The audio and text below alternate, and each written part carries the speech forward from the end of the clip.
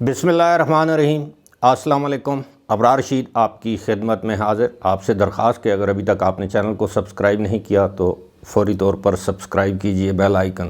کو ضرور پریس کیا کریں، کامنٹ سے آگاہ کیا کریں۔ بہت کم لوگ کامنٹ لکھتے ہیں۔ جناب،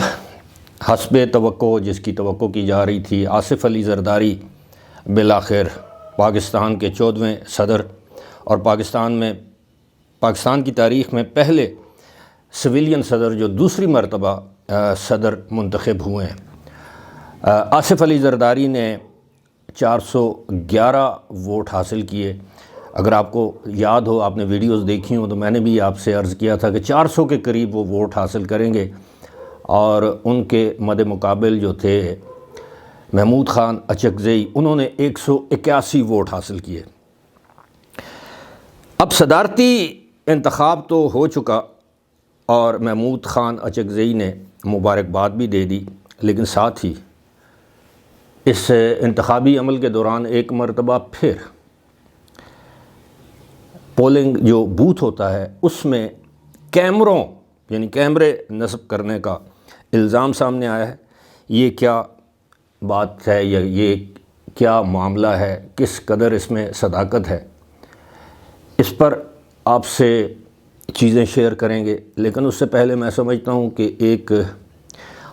پاکستان میں جو گاڑیاں خریدنے والے یا استعمال کرنے والے جو ہمارے دوست بھائی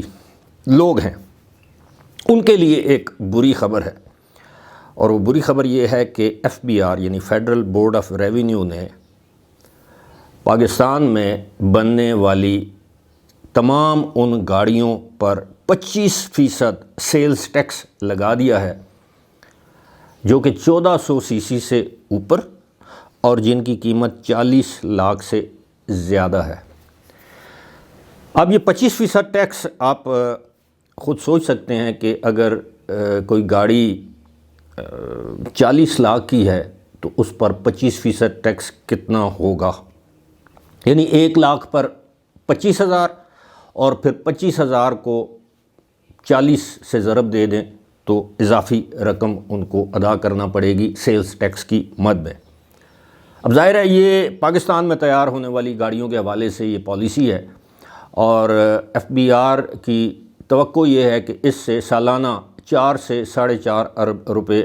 ٹیکس وصول ہوگا۔ اس فیصلے سے پاکستان میں جو کاریں تیار کرنے والے یا گاڑیاں تیار کرنے والے جو کارخانے ہیں یا فیکٹریاں ہیں یا جو بھی آپ اس کو کہہ لیں، جو انڈسٹریز ہیں یا کار مینوفیکچررز جنہیں کہتے ہیں، یہ ان کے لیے کوئی اچھی خبر نہیں ہے۔ پہلے ہی پاکستان میں آپ کو پتہ ہے پیٹرول کی مہنگائی اور دیگر چیزوں کی مہنگائی کی وجہ سے پاکستان میں جو کار مینوفیکچررز ہیں وہ کافی پریشان ہیں۔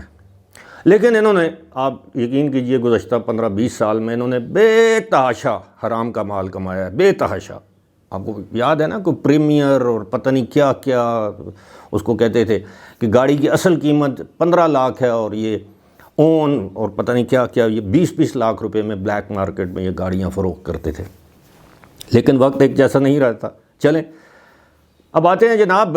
محمود خان اچکزئی نے آصف علی زرداری کو منتخب ہونے پر مبارکباد دی ہے۔ وہ ان کے چیمبر میں گئے لیکن وہاں آصف علی زرداری موجود نہیں تھے، بقول محمود خان کے ان کے دیگر ساتھی موجود تھے، سینئر ساتھی رضا ربانی، سینیٹر رضا ربانی اور دیگر لوگ، ان کو انہوں نے مبارکباد دی ہے۔ محمود خان نے ایک پریس کانفرنس کی ہے۔ بظاہر ان کا جو رویہ تھا ریکنسیلیٹری، یعنی مفاہمانہ ان کا ایٹیچیوڈ تھا یا رویہ تھا، ان کے رویے سے تلخی بھی نظر آئی، اور انہوں نے بہت سی باتیں بٹوین دی لائنز بھی کہیں اور ان لوگوں کا شکریہ ادا کیا جن لوگوں نے ان کو ووٹ دیے۔ ایک یہ جو کیمروں والی بات ہے اس پر میں آتا ہوں۔ اس سے پہلے میں آپ کو یہ بتا دوں کہ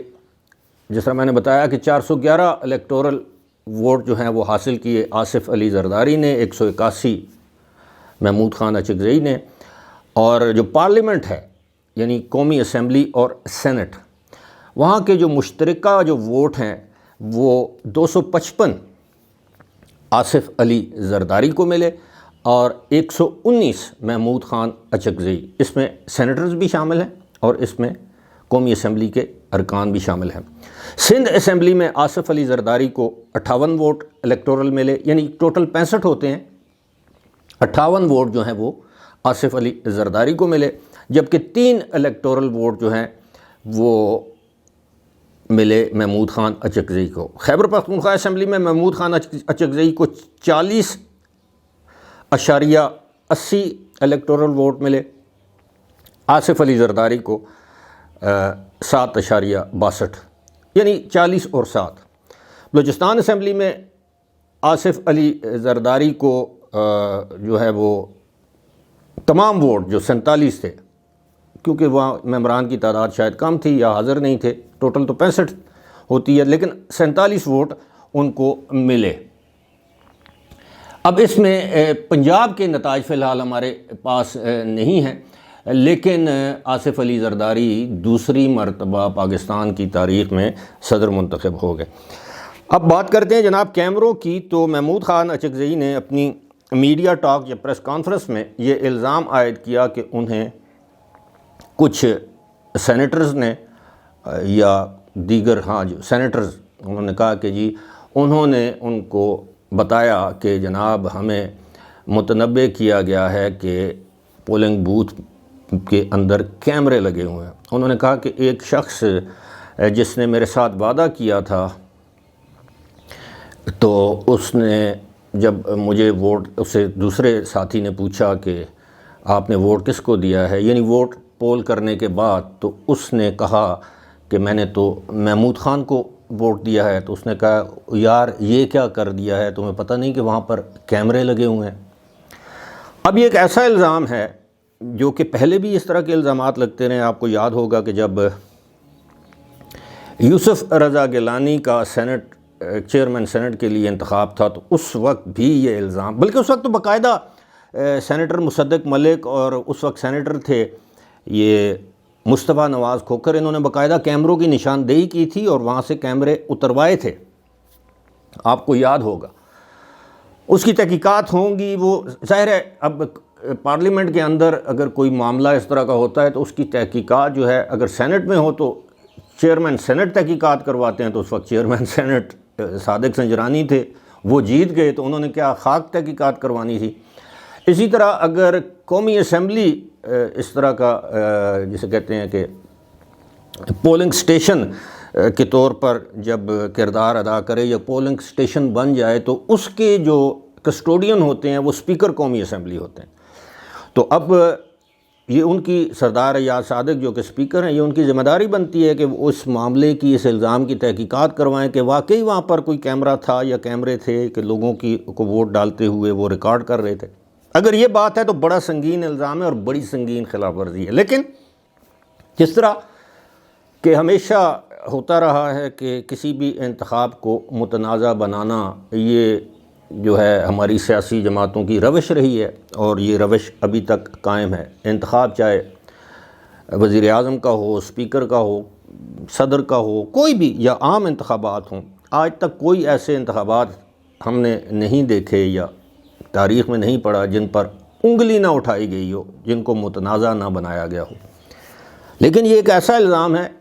اب محمود خان اچکزئی کو اس کا ثبوت دینا چاہیے، اس سینیٹر کا نام لینا چاہیے اور اس بات کی قومی اسمبلی کے اسپیکر تحقیقات کروائیں کہ واقعی ایسا تھا کہ آصف علی زرداری کا انتخاب بھی متنازع ہے، اور پھر یہ کیمرے کون لگاتا ہے، قومی اسمبلی کے اندر تک کس کو رسائی حاصل ہوتی ہے۔ وہاں تو اگر اسپیکر یا قومی اسمبلی کے جو کسٹوڈین ہیں یا جو قومی اسمبلی کا سیکریٹریٹ ہے، وہ اگر نہ چاہیں تو چڑیا پر نہیں مار سکتی۔ قومی اسمبلی کے اسپیکر اگر کہہ دیں کہ فلاں شخص کو قومی اسمبلی کے ہال سے نہیں بلکہ پورے باہر جو پریمیسز ہے اس سے بھی باہر نکال دیں، تو یہ اختیار ہے ان کے پاس۔ لیکن اس کے باوجود اگر یہ کچھ ہو رہا ہے، اگر اس کی تحقیقات ہونی چاہیے، اور اگر یہ الزام غلط ثابت ہوتا ہے تو پھر میں سمجھتا ہوں کہ محمود خان اچکزئی جیسے سمجھدار، پڑھے لکھے اور چلیں وہ جذباتی ہو جاتے ہیں، نیشنلسٹ ہیں، ہم ان کی بات سے اختلاف کر سکتے ہیں لیکن ہمارے دل میں ان کا احترام ہے، لیکن پھر محمود خان اچکزئی کو کم از کم اسی طرح پریس ٹاک کر کے، میڈیا ٹاک کر کے، اس الزام اگر یہ غلط ثابت ہوتا ہے تو پھر قوم سے اور کم از کم آصف علی زرداری سے اور پارلیمنٹ سے معافی مانگنی چاہیے۔ فی الحال مجھے دیجیے اجازت، خدا حافظ۔